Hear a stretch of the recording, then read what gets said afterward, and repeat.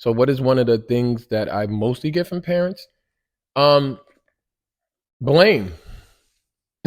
Yeah. A lot of parents tend to blame their young person for the conditions that they're in or being incarcerated. It's not like, they don't have the girth of information to understand that the system is pervasive and trap their child. They don't understand the raise the age laws.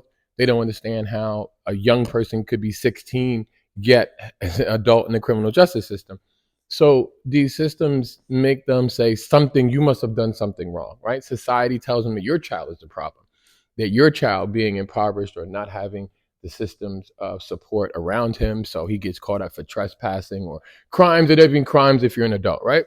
That's how most young people get trapped into the system. They get on this supportive system of probation or community supervision, but then yet they have these long probation sentences. So by the time they're adult, it's still impacting them, right? Impacting the way they get loans and first-time home buyers loans and credits and property ownership, whether they can step foot on city, state, or federal property. Like all these things come from repercussions of your criminal record. Now in New York State, there's like 1,900 laws that are vetted in New York State just for felonies, like felony disenfranchisement started in New York State.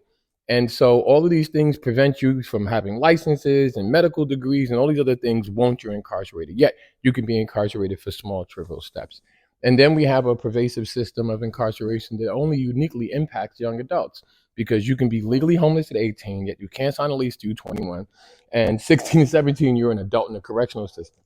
So it kind of is not backwards, but it's intentionally meant to work like that. And because the media and popular belief is that criminal justice and these young people are like young adults on little grown people, and we don't have a juvenile system that looks at them as young people who makes mistakes because the juvenile brain doesn't develop to 26. Even though all of that is pervasively a knowledge base out there for parents, they mostly blame their young person. And so you'll see young people not having family support, not getting visits. Like this is somebody's child, but he's not getting a package. His lawyer doesn't even know that he has this immense amount of family because he doesn't have a support system while he's doing his crime. It's like society tells you, oh, your child let the family down and you are falling for it. Now, we need to blindly defend our young people, blindly support them because they don't need one thing, they need everything. They need it all, from housing to support to the ability to just grow and live, because oppression creates these conditions that gets them into these circumstances and then acts like, oh, you had a good chance and it was fair and even, and that equality doesn't exist. And especially for our youth, it's even more